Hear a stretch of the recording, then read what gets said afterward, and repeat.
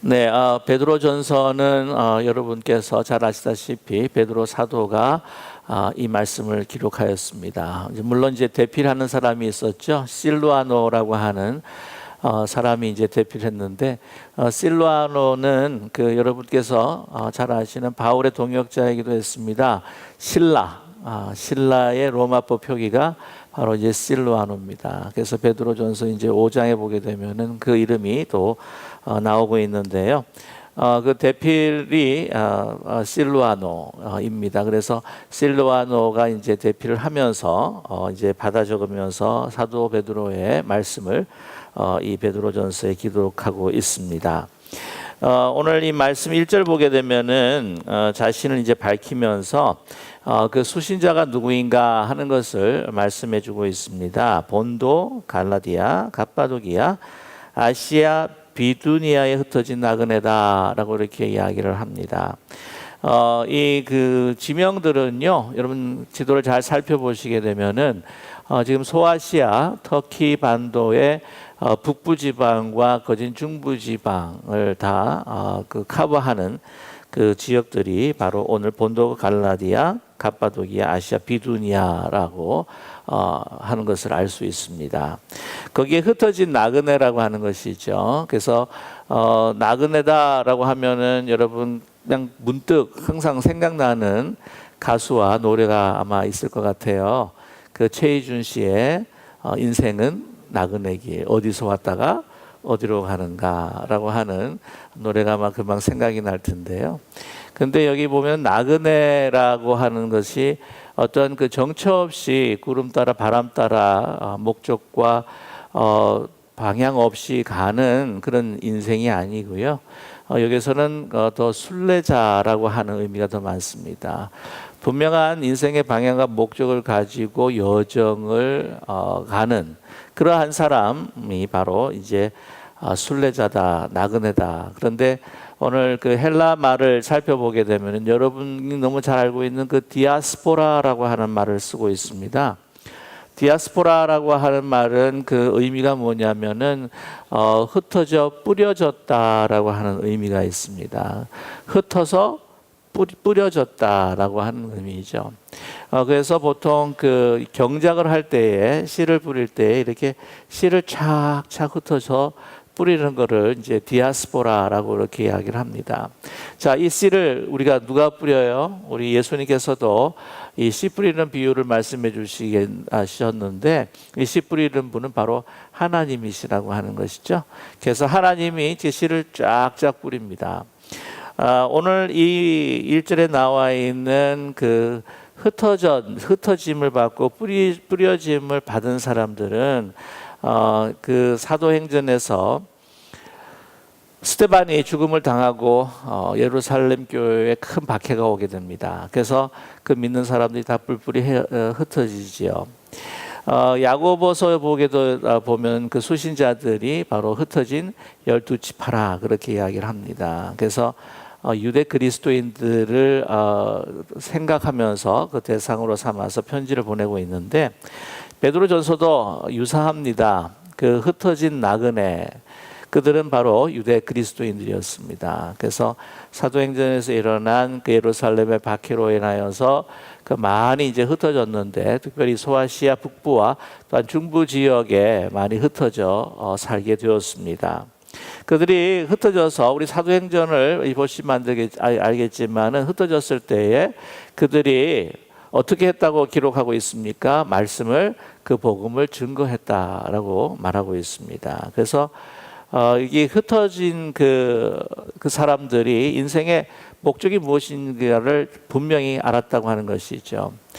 정처 없이 방향 없이 살아가는 인생이 결코 아닙니다. 이렇게 박해가 왔고 흩어졌다고 하는 것을 기도로 묵상으로 하나님의 뜻이 무엇일까 하는 것을 깊이 생각을 했을 때에 거기에는 우리가 이 복음의 씨앗을 뿌리듯 하나님께서 우리를 이 모든 저녁에다가 뿌리셨구나 하는 생각과 깨달음을 갖게 되었다고 하는 거죠. 그래서 이 말씀을 전하면서 교회를 세우고 살아가는데 거기에 엄청난 박해와 또한 핍박이 다가왔다고 하는 것이죠. 이 베드로전서가 쓰여진 그 연대를 보게 되면은 63년에서 64년입니다. 그래서 64년이라고 하면 여러분께서 잘 아시는 그 네로 황제의 박해가 시작되는데 이 64년 7월에 그 유명한 로마 대화재가 일어납니다. 그래서 역사가들은 이야기하기를 이제 많은 그 전설로 내려오는 것은 이 네로 황제가 이 시상이 떠오르지를 않으니까 한번 정말 좀 정신 나간 사람처럼 그냥 로마에 불질러 버리고 그 장면을 보면서 시상을 떠올리면서 시를 썼다 뭐 그러는데 꼭 그거는 역사에 맞는 이야기가 아니라고 이야기를 합니다. 그 원인은 잘 알 수는 없지만은 로마에 대화재가 난 것이죠. 이런 엄청난 여러분 일이 이제 생기다 보면은요, 누구를 항상 이렇게 사람들은 원망하고 지목하냐면은 아무래도 지도자일 수밖에 없습니다. 그러니까 그것이 이제 화살이 네로 황제에게 다시 돌아오니까 그것을 어떻게 분산을 시키기 위해서, 다른 사람에게 전가를 시키기 위해서 그때 당시 불만이 많은, 그때 당시 항상 박해받고 핍박받는 그 계층들이 바로 그리스도인들이었기 때문에, 이들이 불만 세력이기 때문에 이 로마에서 불을 질렀다라고 하는 그 유언비어를 퍼뜨리게 됩니다.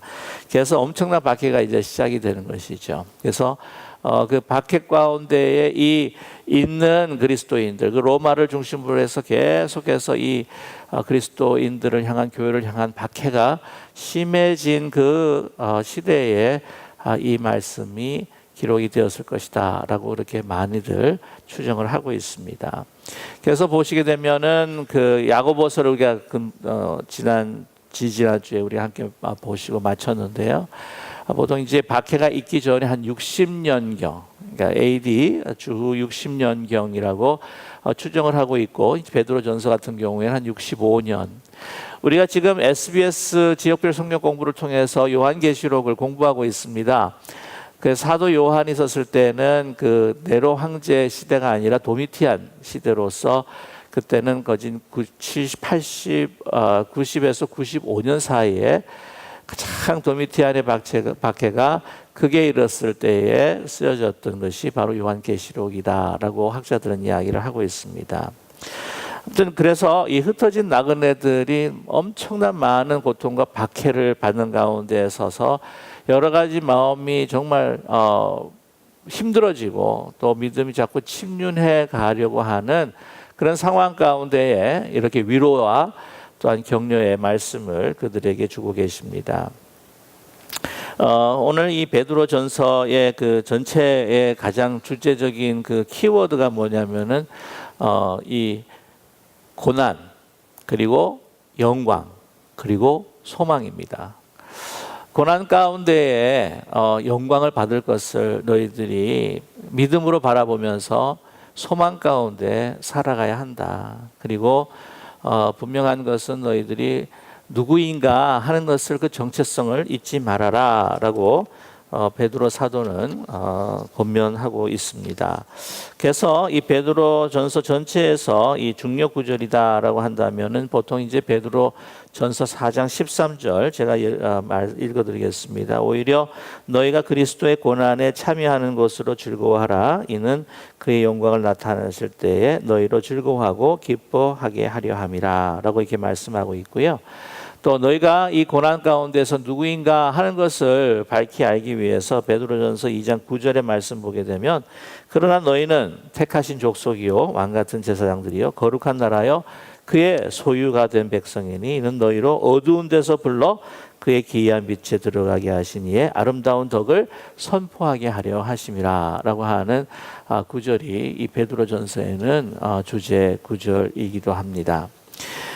이 베드로 사도는요, 그 바울이 갈라디아서 2장에서 언급했던 것처럼 자신은 이방을 위한 사도이지만 베드로 사도는 무슨 사도다? 할례 받은 자의 사도다라고 이렇게 기록을 하고 있습니다. 그래서 특별히 이 베드로 사도는 엄청난 그 하나님의 말씀의 능력으로 정말 한 번 설교할 때만 3,000명, 몇천 명이 이렇게 돌아오는 그런 능력을 나타내기도 했었지만은 아시다시피 너무나 깊은 실패와 좌절감을 또한 경험했던 사도이기도 합니다. 그래서 그런 좌절과 실패, 어떤 사건이었죠? 예수님을 정말 3번이나 부인하면서 저주했던 사건입니다. 그래서 몸둘 바를 몰라서 주님의 얼굴을 뵙지도 못하는데 주님 나타나셔서 그 제자의 그 권한과 권세를 회복시켜 주지 않습니까? 내가 나를 사랑하느냐? 이렇게 3번 물으시지 않습니까? 그러면서 내 양을 치라라고 예수님께서 말씀하셨습니다. 근데 보게 되면은요, 그 전에 예수님께서 베드로 사도가 그 주님을 부인하기 전에 너희가 나를 부인하게 될 것이다 하니까 절대 그렇지 않습니다. 죽을지언정 저는 배반하지 않습니다. 그러고 난 다음에 이제 누가복음 22장 32절에 보게 되면은요, 예수님 뭐라고 말씀하셨냐면, 내가 너를 위하여 내 믿음이 떨어지지 않기를 기도하였노니 너는 돌이킨 후에 내 형제들을 굳게 하라 라고 이렇게 말씀하고 있습니다. 그래서 예수님께서는요, 사실 이 모든 이 것들을 다 아시고 예언하시면서 이 베드로 사도가 특별히 고난과 박해 가운데서 믿음이 떨어지려고 하는 그러한 사람들, 그리스도의 사람들을 다시 이렇게 굳건하게 하는 그 사도로 이미 부르심을 받았다고 하는 것을 알 수가 있습니다. 그도 그럴 것이 그는 아주 큰 실패를 경험했다고 하는 것이죠. 그러나 그 실패를 통해서 더 강건해지고요. 더 그 실패를 통해서 본인이 강건해짐으로 인하여 그 체험이 힘들고 어려운 그 믿음의 형제 자매들을 더 굳건하게 할 수 있는 그런 격려의 사도, 또한 위로의 사도, 소망의 사도가 될 수 있었다고 하는 것입니다.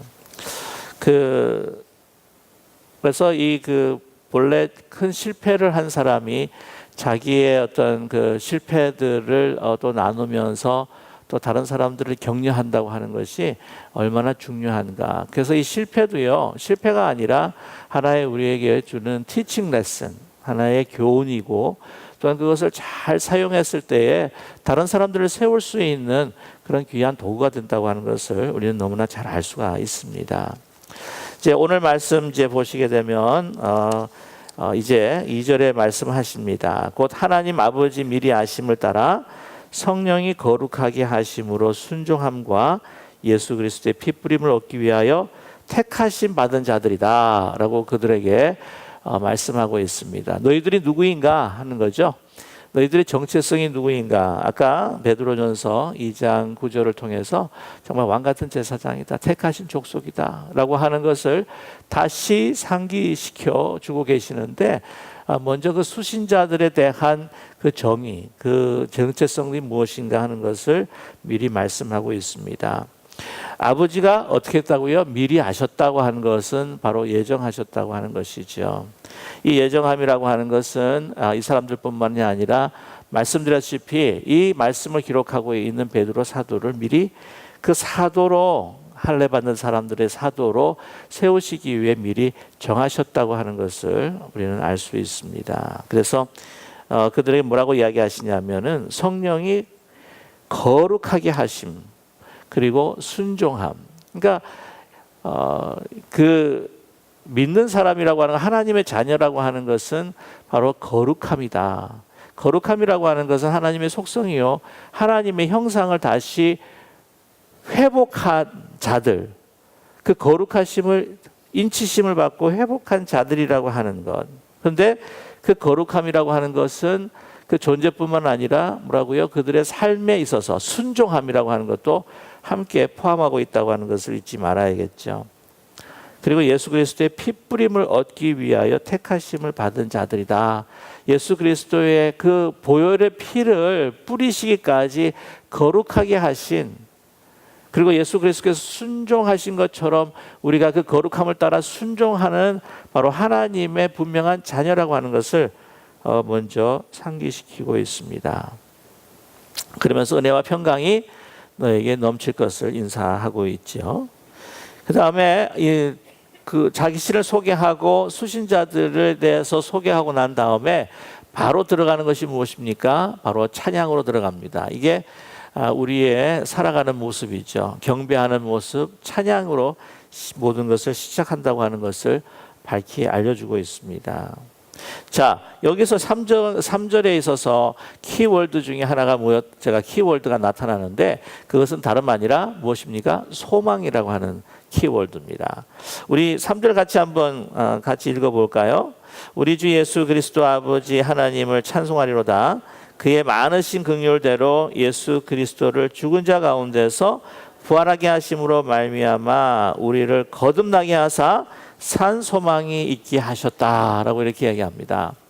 산 소망이에요. 살아있는 소망입니다. 이 말은 무슨 소망이 어떤 죽은 소망이 있고 또는 산 소망이 있느냐? 있습니다. 이 소망도요, 참 허망된 소망, 거짓된 소망, 참된 소망, 진실한 소망이 있다고 하는 거죠. 그 소망이 무엇인가? 먼저 우리에게 예수 그리스도께서 행하신 일들을 소개하면서 그 참 소망이 무엇인지 정말 살아있는 소망입니다. 영원한 소망, 변하지 않는 소망. 그것은 무엇인가? 바로 하나님의 긍휼하심입니다. 예수 그리스도를 죽은 자 가운데서 우리를 위해서 죽게 하시고 난 다음에 부활케 하셔서 우리를 거듭나게 하신 그 소망. 그러니까 지금 이 복음을 한마디로 줄여서 설명하면서 이 복음의 소망이 바로 참 소망이요 살아있는 소망이다라고 하는 것을 역설하고 있습니다. 그러면서 이 산 소망에 대해서 분명히 설명하고 있어요. 4절의 말씀 보게 되면은 그 소망이라고 하는 것은 그 부활로 우리가 거듭나게 하시고 구원받게 하신 그 소망이라고 하는 것은 썩지 않고 더럽지 않고 쇠하지 않는 어떤 하나님의 유업, 인헤리턴스라고 그러죠. 기업을 있게 하려고 하신 것이다. 너희를 위하여 어떻게 해요? 이것을 이 땅에 묻어둔 것이 아니라 하늘 높이 이것을 비밀처럼 간직하고 보관해 두신 것을 예수 그리스도의 복음을 통하여서 너희들에게 주시는, 그리고 또 이것을 준비하신 것이다 라고 하는 것을 우리에게 말씀하고 있습니다. 여러분, 소망이라고 하는 것에 따라서 그 사람의 가치가 나타난다고 그렇게 이야기를 하죠. 사람이 소망이 없이 살 수는 없습니다. 왜냐하면 소망이라고 하는 것은 바로 미래를 향한 기대거든요. 내 형편이 나아지지 않을 거야 라고 하는 그런 미래에 대한 그 절망을 가지고 있다고 한다면은요, 참 살기 고통스러울 겁니다. 이건 사는 게 아닐 거예요. 그러나 뭔가 목표가 있어서 소망과 기대를 가지고 내일 미래를 향해서 걸어갈 때 우리의 행보가 굉장히 힘차질 겁니다. 그런데 이제 문제는 그 소망을 이제 이루고 난 다음에 그 결과가 어떨 것인가 우리는 살펴봐야 한다고 하는 거죠. 이 땅에 변하고 쇠하여 될 것, 그리고 더러운 것들을 우리가 소망을 한다고 한다면요, 그 인생은 시작부터 실패라고 하는 것입니다. 우리의 소망이 어떤 것인가? 그것이 소중하고 귀하고 정말 가치 있고 보배롭고 썩지 않는 영원한 것이라고 한다면 먼저 그것을 목표로 삼아서 걸어가는 첫 발걸음부터 그것은 성공한 인생인 줄로 믿습니다. 그 소망의 가치에 따라서. 그러니까 예를 든다면 이 돈이 우리 인생의 목적이다. 나의 쾌락이 내 인생의 목적이다. 내 명예가 내 목적이다 라고 살아간다고 한다면 그것은 사라질 수밖에 없는 소망이기에 그 인간의 가치는 영원한 하나님의 거룩함의 가치가 아니라 그냥 썩어지고 문드러질 수밖에 없는 그런 존재의 가치다라고 하는 것을 자신이 표방하는 것이나 마찬가지라고 하는 거죠. 그래서 오늘 말씀 가운데 썩지 않고 더럽지 않는 정말 하나님의 영원하신 영생의 그 기업, 영원하신 사랑과 거룩하심과 영원한 하나님의 자비와 그 긍휼이라고 하는 그 세계 속에서 살아가는 그 받는 그 유업, 그 아름다운 관계, 그것이 바로 참 소망이라고 하는 것을 우리에게 말씀해 주고 계십니다. 그래서 오늘 그 5절의 말씀에도 보시게 되면은요, 너희 말세에 나타나기 예비하신 구원을 얻기 위하여 믿음으로 말미암아 하나님의 능력으로 보호하심을 받았느니라라고 말씀하고 있습니다. 하나님께서 우리를 보호해 주시고 그 유업을 받도록 우리를 계속해서 견인해 주시는 것이라고 하시는 말씀인데, 그것을 우리가 어떻게 이 영원한 가치와 소망을 우리가 가질 수가 있느냐, 그것은 오늘 다른 말 아니라 5절에 이야기하신 믿음이라고 우리에게 말씀하고 있습니다. 그 믿음으로 인하여서 내가 나 자신을 보호하고 또한 인도하는 것이 아니라 나의 삶은 하나님께서 그 능력으로 나를 보호해 주시고 인도해 주시기 때문에 우리는 걱정할 필요가 있다 없다? 없다라고 하는 것을 분명히 확실히 우리에게 선포하고 계십니다. 그러기에 우리 6절의 말씀이죠. 그러므로 너희가 이제 여러 가지 시험으로 말미암아 잠깐 근심하게 되겠지만 그러나 이것이 금방이다. 그리고 오히려 크게 기뻐하는 그러한 날이 있을 것이고, 너희가 지금 그 고난과 환난 가운데에서 이미 기뻐함은 뭐냐면 그 영원한 소망을, 참된 소망을 가지고 있기에 네가 기뻐한다고 하는 것은 믿음으로 벌써 우리가 받을 영광을 이미 확신하고 이 현재에 누리기 때문이다라고 하는 것을 말씀하고 있습니다.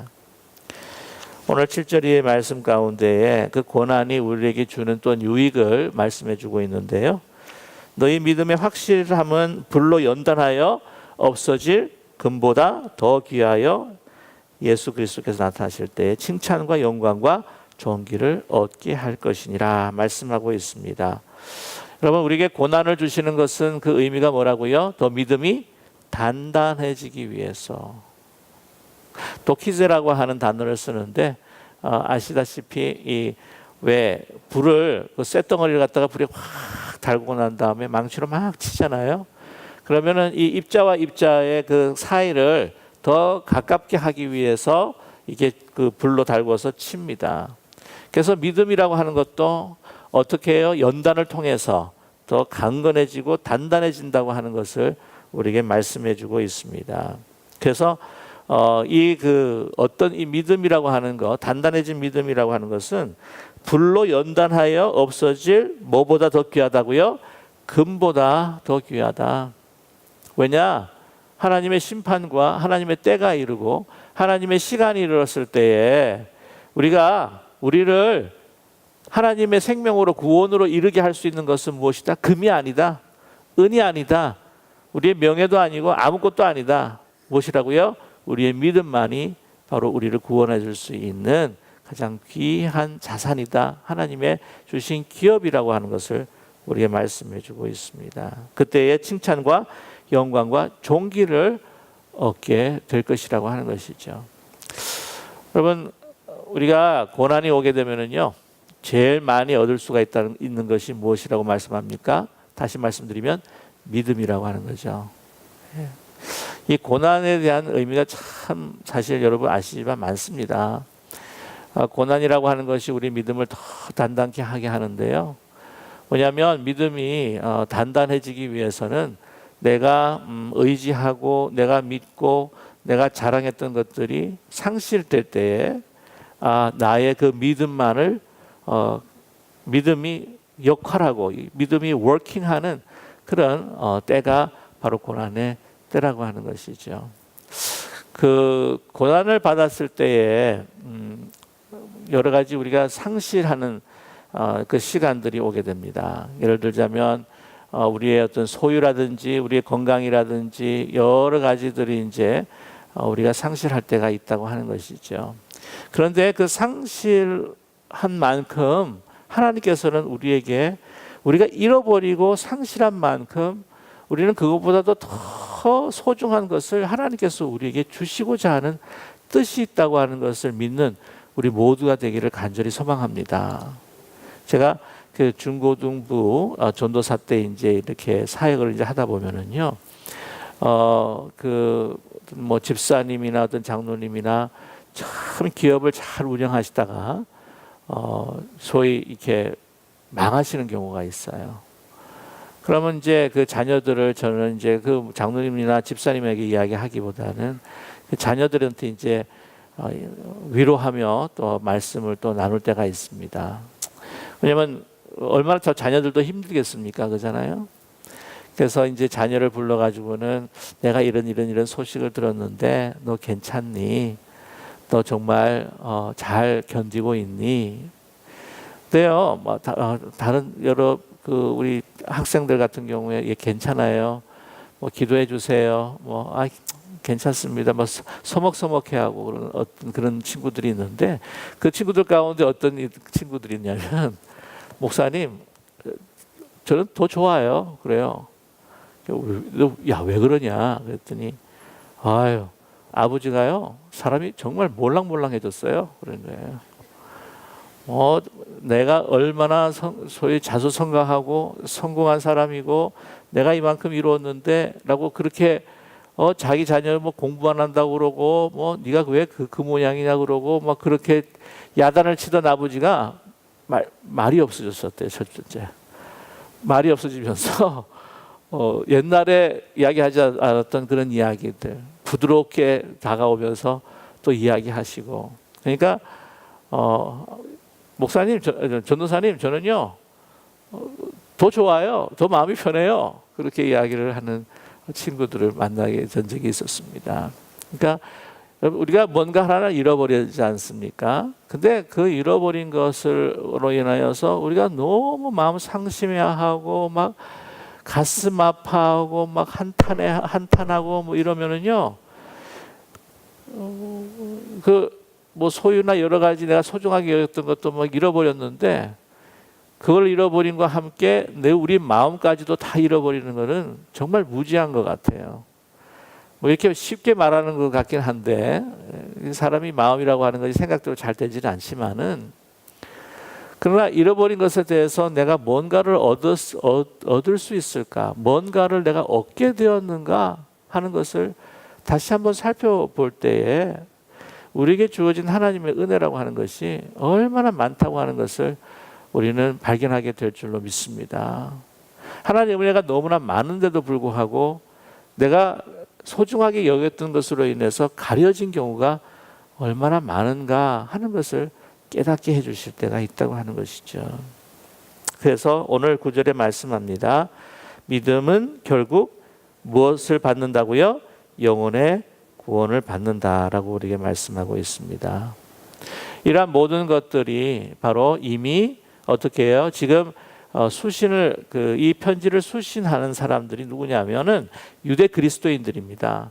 그래서 유대 그리스도인들에게 가장 적합하게 어필할 수 있고 그들이 이해할 수 있는 접촉점을 또 한 번 잡아서 이렇게 이러한 그 복음, 이러한 소망 이런 것들이 우리 지금 우리에게 새롭게 주어진 것이 아니라 이미 하나님께서 너희들이 소중하게 여기고 있는 그 선지자들을 통하여서 말씀하시고 예언한 것이라고 하는 것을 우리에게 말씀하고 계십니다. 오늘 보시면요 10절에 보면은 선지자들을 연구하고 부지런히 한번 살펴봐라. 이거는 그냥 없었다가 있은 게 아니라 이미 하나님께서 예전부터 우리를 위해서 준비한 것이다. 그러니 믿어라. 지금 고난과 역경과 핍박과 혼란이 온다고 할지라도 너희가 침륜하지 말고 이거는 이미 하나님께서 그 오래전부터 예정한 것이기에 너희는 낙심하지 말아라고 하는 말씀을 하고 계십니다. 11절 말씀 보게 되면은요 자기 속에 계신 이 자기라고 하는 것은 누구냐면은 바로 선지자들입니다.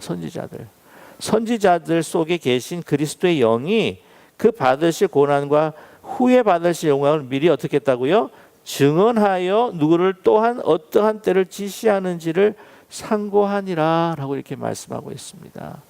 그러니까 구약이라고 하는 것은 그 선지자들이 이 말씀을 기록했다. 이미 그 말씀을 증언하는 것은 그 안에 이미 누가 있었다고요? 예수 그리스도의 영이 이미 있었다. 그러기에 그들이 예수 그리스도의 그 복음에 대해서 미리 다 기록하고 예언한 것이 아니냐. 그러면서 12절 말씀 보게 되면 끝으로요. 이러한 복음이라고 하는 것 그들이 예정하고 또 이미 우리에게 알려주고 또한 우리 이 복음이 우리에게 전해졌는데 이 복음이라고 하는 것은 어떤 것이냐? 천사도 알기를 흠모하는 것이 바로 이 생명의 복음, 진리, 그리고 우리에게 소망을 주는 하나님의 말씀이라고 하는 것을 이야기하고 있습니다. 12절 말씀 우리 같이 한번 읽을까요? 이 섬긴 바가 자기를 위한 것이 아니요 너희를 위한 것임을 계시로 알게 되었으니 이것은 하늘로부터 보내신 성령을 힘입어 복음을 전한 자들로 이제 너희로 알린 것이요 천사들도 살펴보기를 원하는 것이니라 라고 이렇게 말씀하고 있습니다. 섬긴 바가 자기를 위한 거죠. 이 선지자들이 자기를 위한 것이 아니라 어떻게 해요? 그 후에 정말 멀리 지금 너희가 지금 박해받고 고난받고 있지만 그러나 너희를 위해서 이미 선지자들도 누구를 위하여? 너희를 위하여 기록한 글이가 아니냐. 그리고 그 복음이라고 하는 것은 오늘 천사들도 어떻게 해요? 살펴보기를 원하는, 그것을 알기 원하는, 정말 선사들보다도 우리를 더 소중하게 여기셔서 우리에게 이 비밀을 그 예전부터 선지자를 통해서 기록하시고 우리에게 알려주신 바로 소망의 진리, 그 복음의 진리라고 하는 것을 우리에게 말씀해 주고 있습니다. 그러니 어떻게 하라고요? 핍박과 박해 속에서도 너희가 침륜하지 말고 너희들이 어떻게 하든지 이 복음의 말씀을 붙들고 살기를 원한다라고 하는 권면의 말씀입니다. 그러면서 오늘 그 8절에 뭐라고 격려하고 있냐면 예수를 너희가 보지 못하였으나 사랑하는도다. 이제도 보지 못하나 믿고 말할 수 없는 영광스러운 즐거움으로 기뻐하니 믿음의 결국 곧 영혼의 구원을 받음이라 라고 이렇게 말씀하고 있습니다. 그래서 너희가 지금은 보지 못하는 영광이고 지금 현실은 너무 고통스럽고 아프고 정말 가슴 힘들고 어렵지만 그러나 그 영광은 어떻게 해요? 분명히 우리에게 다가오고 우리가 그 영광을 누리게 될 것이다. 너희가 보이지 않는 예수님을 사랑하고 있지 않느냐. 부활하신 주님께서 우리와 함께 하시고 계시다고 하는 것을 보이지 않지만 그러나 그 예수님을 사랑하지 않느냐. 그와 마찬가지로 예수 그리스도를 통해서 오실 그 영광이라고 하는 것, 너희가 지금 보지 못하고 손에 쥐지 못하는 것 같긴 하지만 그러나 보이지 않는 부활하신 예수 그리스도를 너희가 사랑하듯이 너에게 분명히 올 것이라고 하는 것을 확신하는 믿음을 계속해서 가질 수 있는 너희가 되기를 간절히 원한다 라고 하는 권면과 격려의 말씀을 하고 계십니다. 저와 여러분 어떤 힘들고 어려운 순간을 지나고 있는지는 모르시겠지만은 여러분 보이는, 제가 지난 주일에도 말씀을 드렸지만 보이는 현실이 진리가 아니라고 하는 것, 보이는 우리가 현실이 만져지는 나의 지금이 실체가 아니라고 하는 것, 그러나 보이지 않는 부활하신 주님이 우리와 함께 하시고 우리가 지금 느낄 수는 없지만은 그러나 우리의 믿음을 통해서 이 오는 고난 후에 오는 정말 어려움 후에 오는 그 모든 영광, 그 영광을 우리가 이미 받은 것으로 믿고 즐거워할 수 있는 저와 여러분 되시기를 간절히 소망합니다.